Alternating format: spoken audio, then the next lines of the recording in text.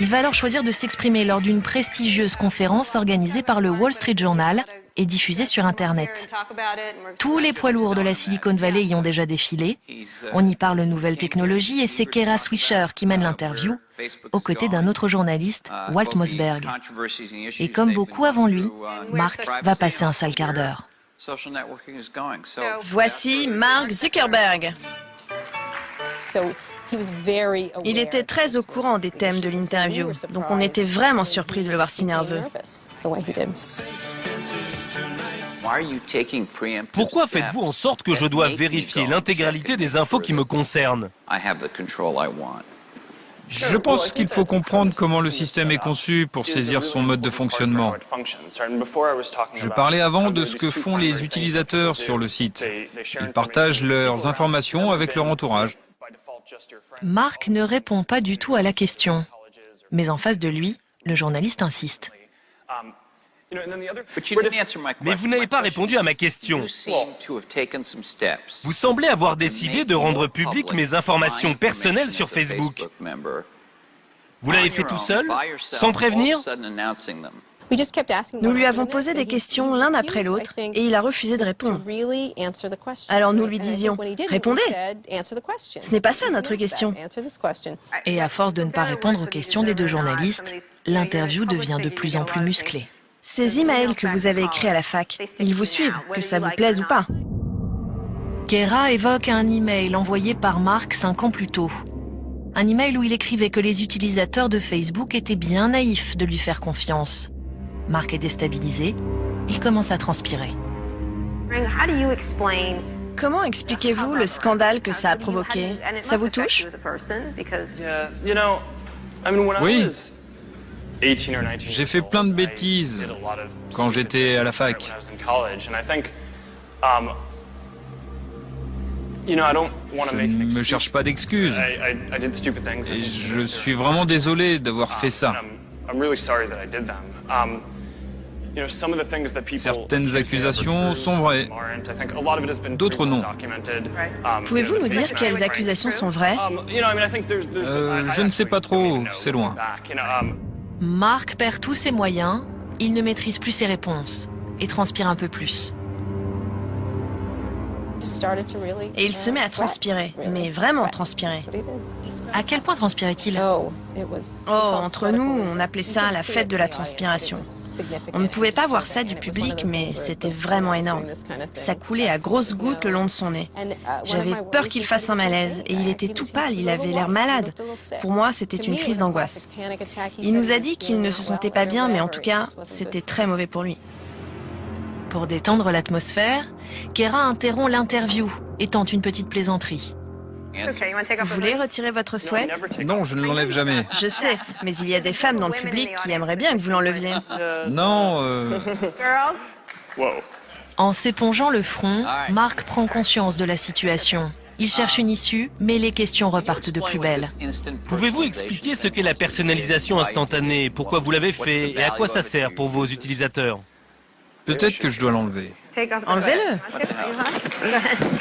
Pour gagner du temps, Mark décide d'enlever son sweatshirt, mais il va comprendre qu'il n'aurait jamais dû. C'est un sweat officiel. On imprime notre mission à l'intérieur. Oh mon Dieu! L'intérieur du sweat. Mais qu'est-ce que c'est? Rendre le monde plus ouvert et connecté. Oh mon Dieu, c'est un culte secret. Regardez ça. Rendre le monde plus ouvert et connecté, avec un symbole au milieu qui doit être réservé aux initiés, je pense. Un logo mystérieux qui vante les valeurs de Facebook. Kara gère la situation sur le ton de l'humour, mais cela ne suffit pas à détendre l'atmosphère. Mark Zuckerberg le sait, l'interview est une catastrophe, il ne pouvait rêver pire publicité. Ce jour-là, il prend conscience de ses difficultés à communiquer.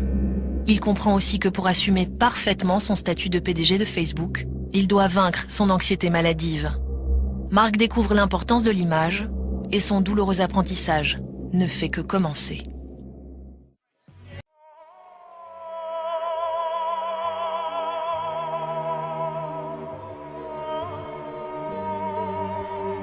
Pourquoi le jeune patron de Facebook ne se sépare-t-il jamais de son sweatshirt à capuche. Les rumeurs les plus folles circulent depuis des mois. Les internautes ont enfin une piste. Et oui, l'insupportable geek multimilliardaire, le très présomptueux Mark Zuckerberg, a enfin retiré son inséparable hoodie. C'est comme ça qu'on appelle les sweats à capuche. Forcé de tomber la veste devant les caméras de télévision. Et qu'a-t-on découvert à l'intérieur? Pas un gris-gris, Damien, pas une doublure en billets de 100 $. Non, non, non. Un étrange dessin digne du Da Vinci Code, un schéma mystique censé représenter la mission de Facebook.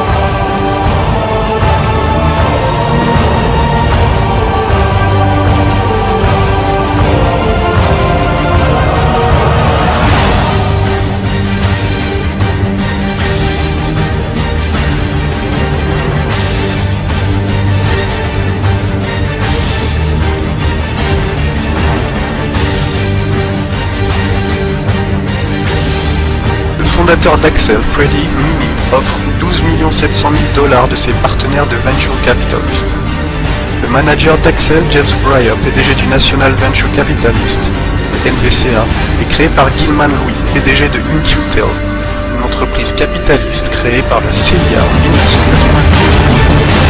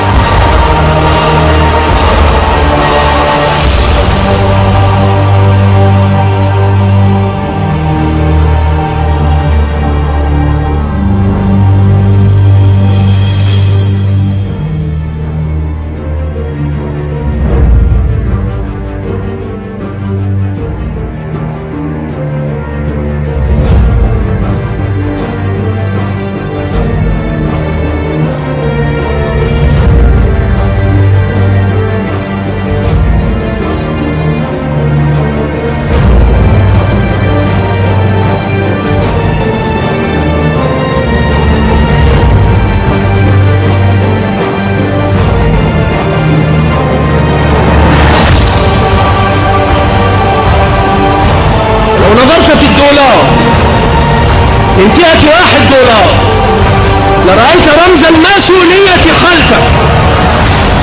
لو نظرت لرأيت، فهل نظرت؟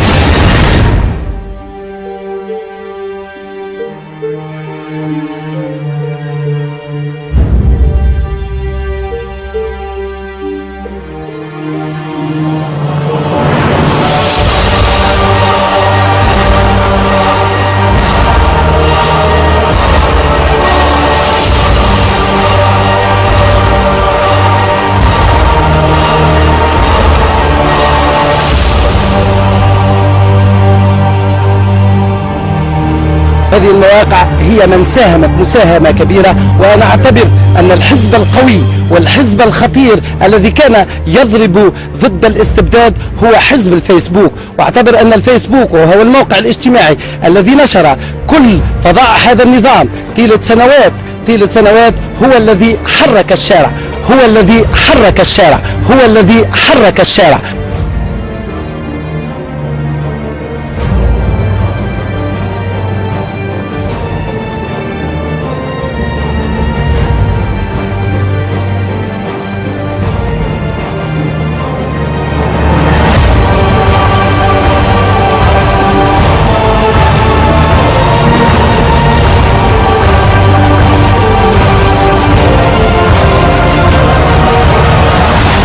الجمهورية الديمقراطية العالمية هي في حقيقتها دولة إسرائيل الكبرى. يريدون أن يحكموا العالم وأن يتحكموا في الشعوب كافة في مقدراتها وفي مصائرها، وتكوين الحكومة اللادينية الديمقراطية المدنية العالمية. حرية، إخوان، مساواة، إنسانية، هذه شعارات الماسونية يهتف بها اليوم في جميع أقطار المسلمين، وتخرج الجماعة